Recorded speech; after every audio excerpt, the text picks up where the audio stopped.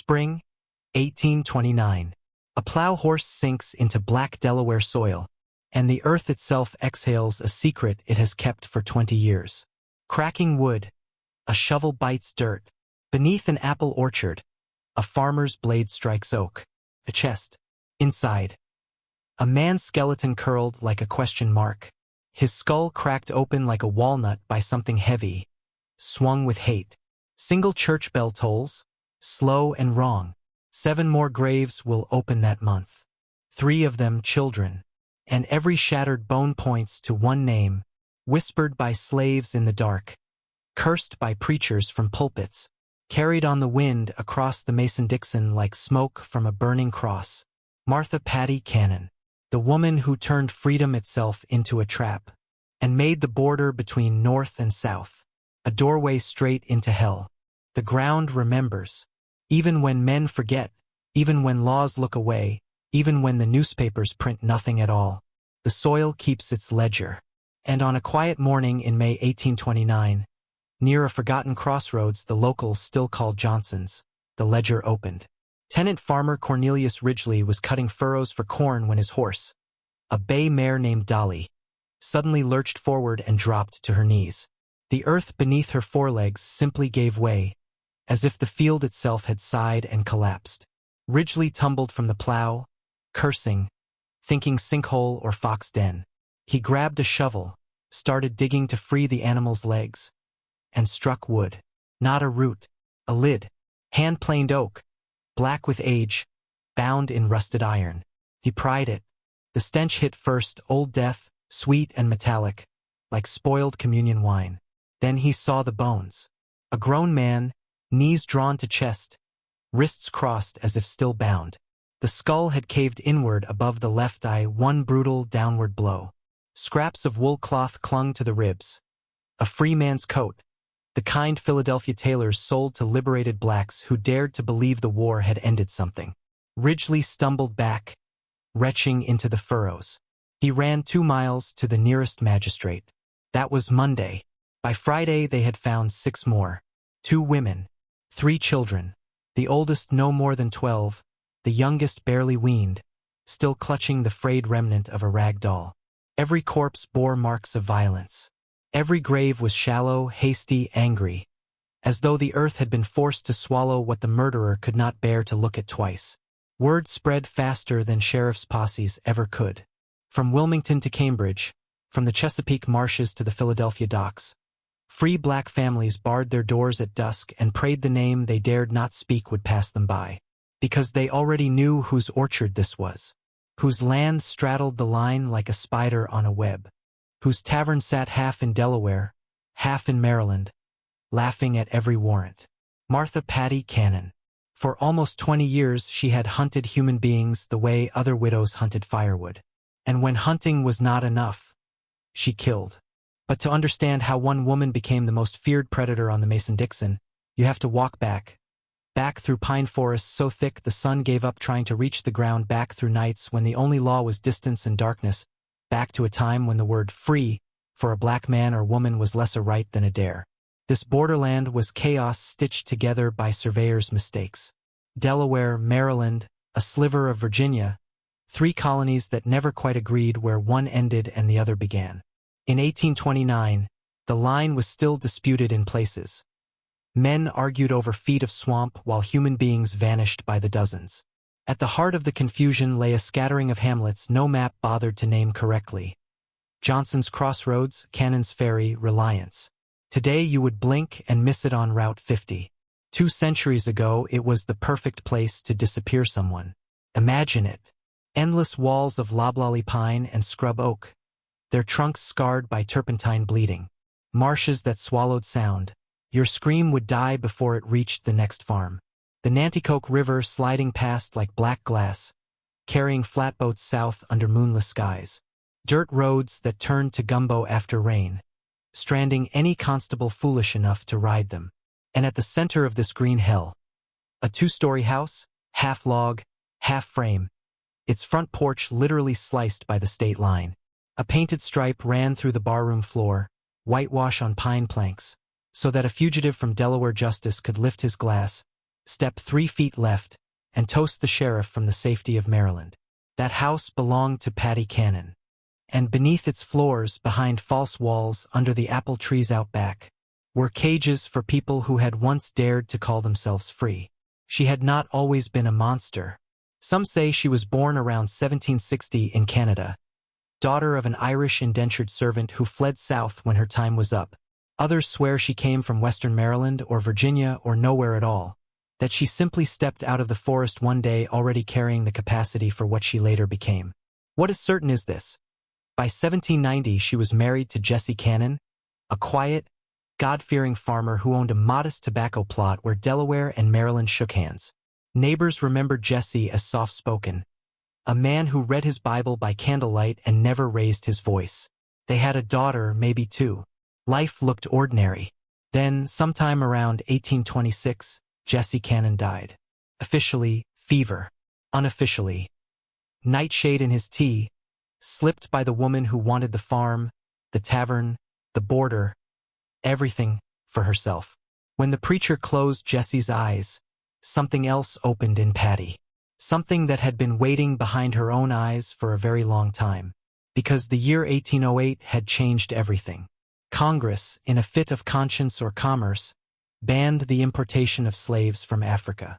Cotton was king now, thanks to Eli Whitney's cursed gin, and the Deep South was starving for bodies.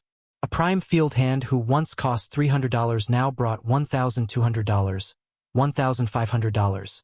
Cash on the barrelhead in Mobile or Natchez. Suddenly, the free black communities of the Upper South, manumitted after the Revolution, scraping out livings as oystermen, carpenters, laundresses, became walking gold. And predators noticed. They called it the Reverse Underground Railroad. White men and one white woman, who hunted the free and sold them south, papers burned, names erased, children torn from mothers the way you tear a page from a book you never meant to read again.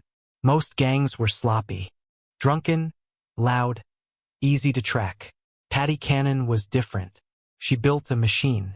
Her first recruit was her own daughter's husband, Henry Brereton, a blacksmith with forearms like hams and a smile that never reached his eyes. Brereton traveled the peninsula shoeing horses, mending plows. Every farm he visited, every free black family who offered him coffee on the porch, he cataloged. How many sons? How old? Do they have papers? Are they strong? Then, when the moon was right, he came back, not alone.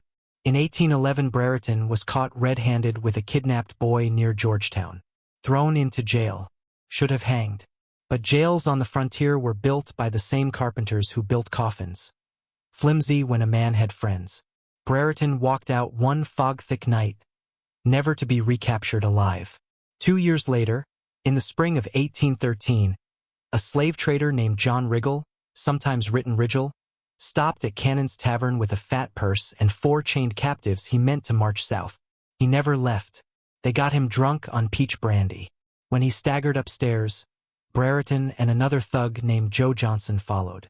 One pistol shot, muffled by a pillow so the guests downstairs only heard a cough. Then silence. They stripped Riggle of $4,000 in gold and banknotes, freed his captives into the night. Dead men tell no tales, but live ones might. Rolled the corpse in a quilt, and buried him under the smokehouse before dawn. Brereton and Johnson were eventually caught, tried, and hanged in Georgetown, their bodies left twitching on the gallows as a warning. Patty Cannon? She stood in the back of the courtroom, arms folded, dry-eyed, and walked out untouched. The jury believed a woman, especially a respectable widow, could never be part of such barbarity. They were wrong. That same year her daughter remarried, this time to the very Joe Johnson who had helped kill Riggle. No relation to the tavern's later owner, just another coincidence of common names and uncommon evil. With Johnson came capital, Southern contacts, and a new tavern built exactly, deliberately, impossibly on the state line. Rooms in Delaware. Rooms in Maryland. A cellar that technically belonged to no state at all. It was the perfect cage.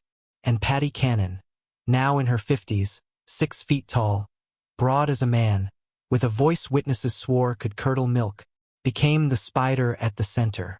Travelers spoke of her in whispers. She could lift a barrel of flour unaided. She once beat a drunken constable senseless with her own chains. She kept a whip coiled on her hip the way other women wore aprons. Free black families began teaching their children a new prayer. If a big woman in a red shawl comes to the door offering work in Virginia, run. Run and do not look back, because the devil himself wears petticoats now. But prayers are not always enough, and the orchard kept receiving its dead.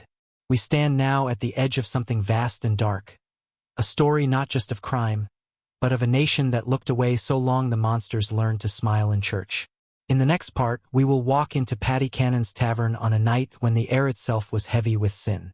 We will listen as children's cries echoed from the attic, and watch as one woman decided who lived, who was sold, and who simply vanished beneath the apple trees. Because the ground still remembers, and some debts only blood can settle. The sign above the door read J. Johnson Entertainment for Man and Beast in peeling red paint. To the traveler riding south on the stage road in 1825, it looked like salvation. Lantern lights spilling across the porch, the smell of ham and cornbread, fiddles whining through the pine-thick night. Men loosened their cravats, slapped dust from their coats, and stepped over the painted white line that cut the barroom in half. Delaware on the left, Maryland on the right, laughing about outrunning warrants with a single stride. None of them ever noticed that the laughter upstairs was always louder than the crying downstairs. Because beneath the floorboards of that tavern, Paddy Cannon had built a prison that made the county jails look like charity homes. You reached it through a false panel behind the flour barrels, or through a trapdoor under the rug in the Maryland parlor. A narrow staircase, 12 steps, each one worn hollow by bare, unwilling feet. At the bottom the air turned wet and sour, the smell of 50 human beings breathing the same breath for weeks on end. Iron rings, cold, hand-forged, driven deep into mortared stone, circled the walls every 4 feet. From those rings hung chains short enough that a grown man could not stand upright. Children were doubled up, 2 to a ring, their ankles rubbed raw and shining. A single tallow candle guttered in a tin reflector. In its trembling light you could see everything you never wanted to see. A teenage girl with Philadelphia still in her speech, rocking silently, clutching freedom papers that had been torn to confetti. A boy of 9 whose back bore the perfect grid of a waffle iron. Punishment for trying to scratch his name into the wall so someone, someday, would know he had been real. A nursing mother whose milk had dried from starvation, whispering hymns to an infant Paddy had already decided was too weak to sell. They called it the pit. Paddy called it inventory. Above them, life went on. Boots stomped overhead in jig time. Glasses clinked. A drunk trader from Alabama bragged about the prices hands were fetching in Natchez, $1,400 for a likely buck, $900 for a fancy girl who could read. Every thud of those boots sent dust sifting down onto the faces below. There were rules in the pit. Rule 1, no names. They stripped you of your name the way they stripped you of your clothes. You became buck, fancy, breeder, trouble. If you answered to anything else, the overseer, usually a terrified enslaved teenager named Cyrus, was forced to whip you until you forgot who you had been. Rule 2, no light. The candle came only when Paddy herself descended the stairs. A mountain of a woman in a blood-red shawl, lantern swinging, eyes taking appraisal like a butcher eyeing livestock. Rule 3, no hope. Because every week a new wagon left before dawn.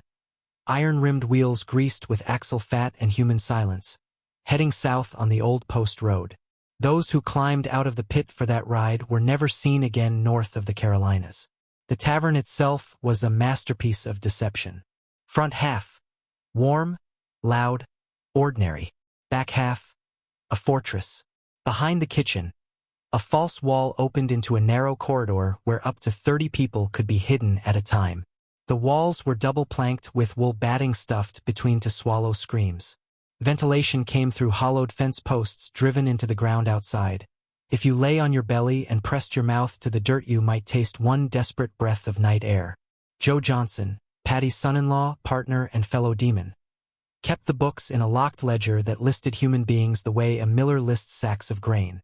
April 14th to 7th prime, 3 scrubs, 2 fancy girls, AST Mobile $11,200. May 3rd, took fever loss. 1 infant, disposed. 1 boy damaged leg, kept for decoy. And at the bottom of every page, in Patty's own spidery hand, God keeps his own count. The gang she commanded was a twisted mirror of America itself. White desperados who drank with the sheriff. Free black decoys who betrayed their own people to buy 1 more year of not being in the pit themselves. Enslaved teenagers forced to hold the rope while their brothers were hoisted into wagons. The most valuable of all was a light-skinned man named John Purnell, Yellow John in the wanted posters. He could pass. One day, a respectable mulatto carpenter looking for hands in Philadelphia. The next day, a sunburned white trader buying drinks for constables in Cambridge. Purnell would ride into a free black settlement wearing a clean waistcoat and a smile that cost mothers their sons. High wages in Baltimore, he'd say. Sign here, boy. Boat leaves at dawn. By the time the family discovered the paper was a bill of sale, the child was already gagged and bouncing in the bottom of a produce wagon under a pile of cabbages. But the real money, the river of gold that let Patty wear silk in a swamp, came from murdering legitimate slave traders. They were easy marks. A trader from Georgia or Mississippi would roll up with 4 or 5 chained coffles, pockets fat with bank drafts and gold eagles, bragging about the deals waiting downriver. Patty poured peach brandy until his tongue floated. Joe Johnson asked innocent questions about routes and buyers. Then, when the man staggered upstairs to a room that smelled of lavender and death, the garrote came out. 1 squeeze. 1 thud. By sunrise, the trader was fertilizing the orchard. His money was in Patty's strongbox, and his own captives, now doubly stolen, were on their way south wearing Patty Cannon's brand of despair. It happened so often the locals had a joke. Going to sell slaves on the Delmarva? Better write your will first. Yet still they came. Greed is louder than caution. And every corpse in the orchard was another brick in the wall that kept the law away. Until the law finally got a name it couldn't ignore. Philadelphia, 1825. Mayor Joseph Watson, a Quaker with steel in his spine, began receiving letters that broke his sleep. A mother whose 12-year-old son vanished while running an errand. A church deacon whose entire family disappeared between Sunday service and Monday dawn. Free papers, baptismal certificates, desperate pleas, all tracing south to one cursed crossroads. Watson hired detectives. He posted $500 rewards, blood money to make Judas rich. And slowly, terribly, the web began to tear. One of those tears had a name. Cyrus James. He had been 7 years old when Patty bought him at auction in Dover. Raised him like a pet mastiff. Fed him from her table one day, beat him with a fire shovel the next. By 17 he knew every hiding place on the property. He had helped dig half the graves under the apple trees.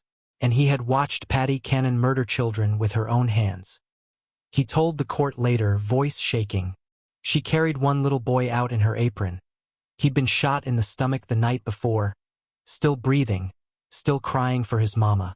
Miss Patty said he was too broke to sell and too loud to keep. She walked him past me like he was a sack of meal. 10 minutes later she came back alone, wiping her hands on that same apron, and told me to fetch the shovel. Cyrus slept chained in the loft above the stables. Every night he heard the muffled crying from the pit. Every morning he woke knowing today might be the day they sold him south to keep him quiet forever. In the spring of 1829 he made a choice. He slipped away under a new moon, walked 40 miles barefoot to Georgetown, and walked into the sheriff's office carrying a secret that would bring the dead back to testify. Because the orchard was almost full, and Patty Cannon, drunk on power, on money, on the silence of a nation that did not care, had started to believe she was untouchable. She was wrong. The ground was about to give her up. In the next part, we will stand inside the tavern on the night the posse finally came. We will watch Patty Cannon, cornered, raging, still dangerous, face the only thing she ever feared, justice, wearing a badge and carrying shovels. And we will listen as the apple trees themselves bear witness. Because some sins are so heavy, even the earth spits them out. The devil's arithmetic had always worked in Patty Cannon's favor. Kill a black child, no questions. Bury a free mother under the smokehouse, no posse. Rob and murder a white slave trader, well, boys will be boys on the frontier. For 20 years, the ledger balanced perfectly. Then, in the spring of 1829, the ground itself turned state's evidence. It began with a tenant named Enoch Harris, plowing a low, swampy corner of Patty's rented land that had lain fallow for years. The soil was black and rich, perfect for corn. His horse took 3 steps into the new furrow and sank to its knees with a scream that sounded almost human. Harris thought muskrat den, maybe an old stump. He dug. The blade struck oak. A chest, 6 feet long, 3 wide, 1.5 deep, built like a coffin that never wanted to be found. Inside, a man folded into the fetal position, knees to chin, gold pocket watch still ticking faintly against his ribs. The skull had been crushed by something wide and flat, a shovel swung two-handed. Harris recognized the watch. Every trader south of Baltimore knew that watch. It had belonged to a Georgian named Alexander Miller, last seen drunk and bragging at Joe Johnson's tavern 9 years earlier, carrying $35,000 in cash and letters of credit. Word reached Georgetown by nightfall. Sheriff Joseph Houston saddled up with 20 men and every spade in Sussex County. They came at dawn, April 4, 1829. The orchard was beautiful that morning. Pink-white petals drifting like snow over the grass. Petals that stuck to the blood when the first child's bones came up. They found her in the vegetable garden, wrapped in a homespun dress gone the color of rust. A little girl, maybe 4 years old, skull fractured in 3 places. Next to her, an infant. Neck broken so cleanly the coroner whispered, "Done with 1 twist." Then the chests. 2 more, side by side under the largest apple tree. One held a boy of 12, wrists still bound with the very rope Cyrus James had been forced to knot 8 years earlier. The other held the remains of a grown man whose pockets still contained a set of free papers, water-stained but legible, issued in Philadelphia, 1820. Every grave had a story, and every story had Patty Cannon's fingerprints on its throat.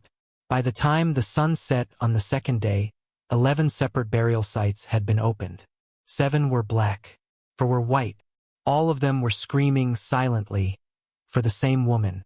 She was arrested at dusk on April 13th.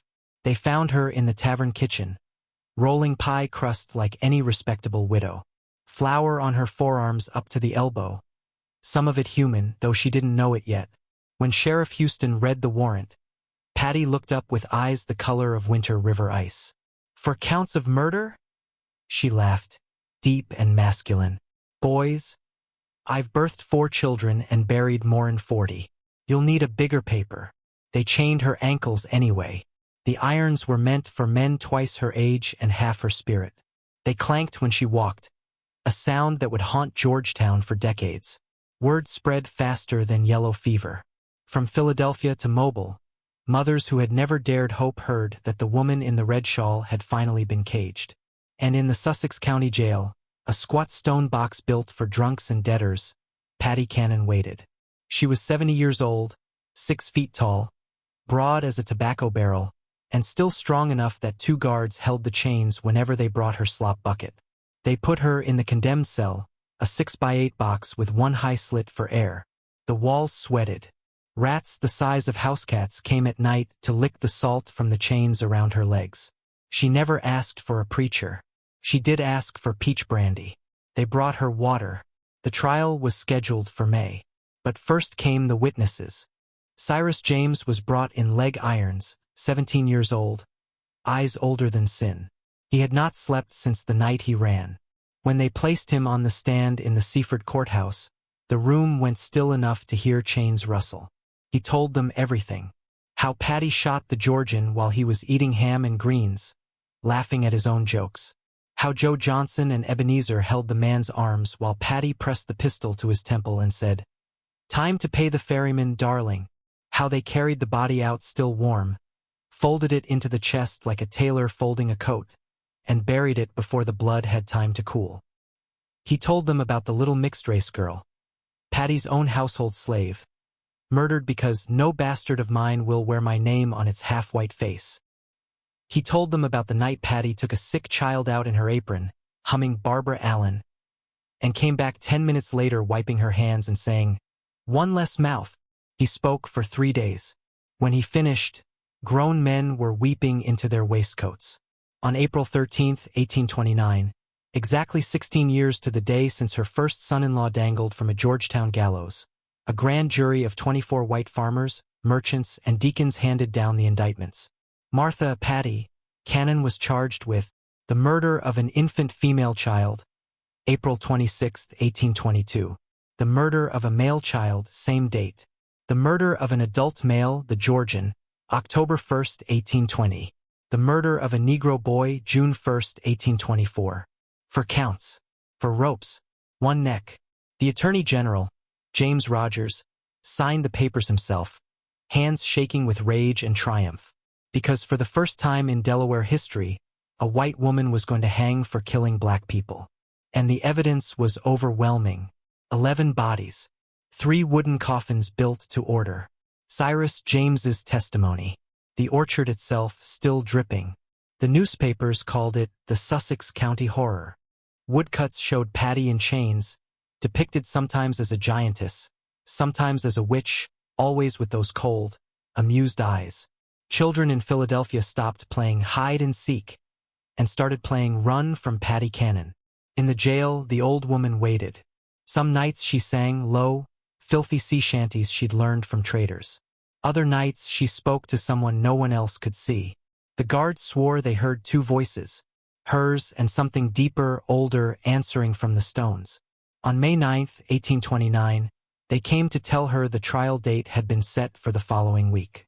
She was found at dawn hanging from the bars of her cell window, a strip of petticoat knotted tight, tongue black, eyes wide open like she was still daring the world to blink first. The coroner ruled suicide. The preacher said the devil came to collect his own. The orchard kept blooming. Years later, old men claimed that on certain spring nights, when the moon is thin and the wind moves just right through the apple trees, you can still hear chains, soft, patient, waiting. Because some debts don't die with the debtor, and some ground never forgets what it was forced to swallow. Patty Cannon escaped the rope, but she never escaped the story. And now, neither will you. Final frame. Slow zoom on an apple blossom, stained red at the edges. Single line fades in. The orchard is gone. The tavern burned in 1880, but the state line is still there, and some nights it still bleeds. She never screamed. Not once. Not when they chained her like a bear. Not when Cyrus looked her in the eye and named every grave. Not even when the grand jury read the 4 death sentences and the courtroom smelled of righteous sweat. Patty Cannon only smiled. The same lazy, wolfish smile she had worn the night she folded a living child into a chest and told the orchard, "Grow." In the condemned cell they doubled the guards, tripled the iron, took her shoes so the stones would bite her feet and remind her she was mortal. It didn't work. At night the turnkeys heard her talking. Not praying, not pleading. Talking. Conversations with people who weren't there. Sometimes she laughed like a man. Sometimes she whispered soft as a mother rocking a cradle that had never held anything but death. And she confessed. Not to a priest. Patty Cannon would sooner have kissed the devil than a preacher, but to the walls, to the rats, to the dark itself. She told them there were 24. 24 she remembered clearly enough to name the weight of the shovel, the temperature of the blood, the way the ground sighed when it took them. 24 that mattered, she corrected herself, voice echoing off damp stone. The black ones. Hell, I lost count after the first 100. Children don't weigh much. Easy to carry 2 at a time when they're little. She said it the way another woman might count preserved pears on a shelf. The guards wrote it down in shaking pencil. The warden sealed the pages and sent them to the governor with a note. This woman has no soul. They scheduled the hanging for the first Friday in June. Carpenters were already planing the drop. The rope was soaked in tar to keep it from stretching. Patty heard the hammers and smiled wider. On the night of May 10th, a storm rolled in from the Chesapeake. The kind of black storm that makes dogs whine and sinners remember every unanswered prayer. Lightning clawed the sky above Georgetown. Thunder shook the jail like the fist of an angry god. At 3:17 a.m., the night turnkey passed her cell on his rounds. Patty was standing in the middle of the floor, barefoot, gray hair loose down her back like a bridal veil, staring up at the tiny barred window as if someone was waiting on the other side. "Cold tonight, Mr. Dawson," she said without turning. "Tell the hangman to wear his coat tomorrow. He'll need it where I'm going." Dawson fled. At 5:42 a.m. they found her. She was on her back, arms peacefully crossed. The faintest trace of foam dried at the corner of her mouth like frosting on a corpse cake. Her eyes were open, fixed on the ceiling with what the doctor later swore was amusement. In the pocket sewn inside her petticoat, a 2-inch glass vial, empty, the ghost of bitter almonds still clinging to the cork. Arsenic. Where it came from was never proven. Some said a degenerate admirer smuggled it in a ham sandwich. Some said the jail apothecary looked the other way for $20. Some said she had been saving it grain by grain from her own headache powders for 20 years, waiting for the one night she would need to cheat the rope. The coroner wrote self-murder and closed the book. The preacher refused to pray over the body. They planted her before noon in the jail yard. No coffin, no marker, quicklime poured in for good measure. And that should have been the end. It wasn't, because the dead don't respect quicklime. Within a month, guards reported footsteps in the empty corridor at night. Heavy, barefoot, dragging chains that had never been there. Children in Georgetown woke screaming about a tall woman in a red shawl standing at the foot of their beds. Apple trees on the old Cannon Place, the few that survived the torches, bore fruit that rotted black on the branch no matter the season. In 1841, when they built the new courthouse, workers digging the foundation struck bones. Small bones. A child's hand, perfectly preserved, fingers curled as if it had died reaching for its mother. They poured concrete right over it.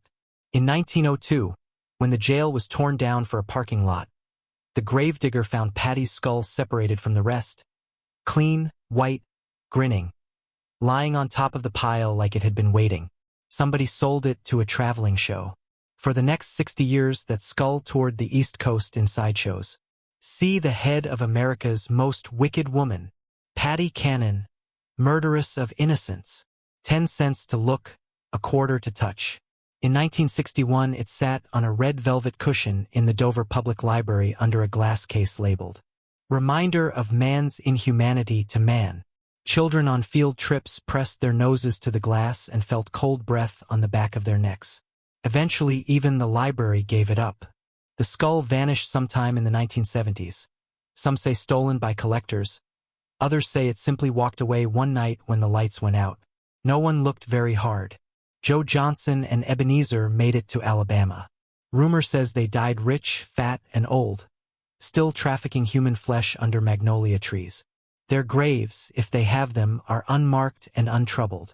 Cyrus James, the only soul who came out clean, was given his freedom papers and $300 by a grateful Pennsylvania abolitionist society. He changed his name, moved north, and spent the rest of his life guiding real Underground Railroad passengers to Canada. They say when he was very old and snow fell soft on Rochester, New York, he would still wake screaming about apple blossoms that smelled of grave dirt. The tavern burned in 1880, arson everyone knew, but no one mourned. The orchard was cut for firewood. The state line was resurveyed, straightened, civilized. But the ground remembers. In 2008, construction workers building a new housing development near Reliance hit something with the backhoe. A wooden chest.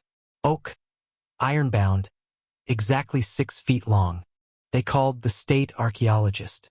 Inside, soil, roots, and the faint outline of a body that had lain there so long it had become part of the earth itself.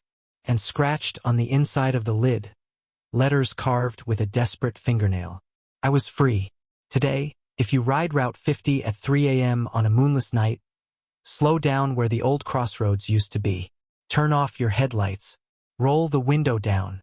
Listen. You can still hear her. Not the laugh. That's what she wants you to hear. Listen deeper. Under the crickets, under the hum of distant traffic, under the whisper of wind through pines that were never there before, you can hear chains. Soft, patient, getting closer. Because Patty Cannon cheated the rope, But the orchard has all the time in the world. And some debts are paid one visitor at a time. Final frame, black screen. A single red apple rolls slowly into frame from the left, stops in the center. A bite taken out of it, clean, human teeth marks. Drip, drip, drip of something dark hitting the floor. White text fades in one line at a time. The tavern is gone. The jail is a parking lot. The orchard is a subdivision. But every spring, when the new trees bloom white, the children in Reliance still wake up screaming about a woman who smells of apples and death. Sleep well,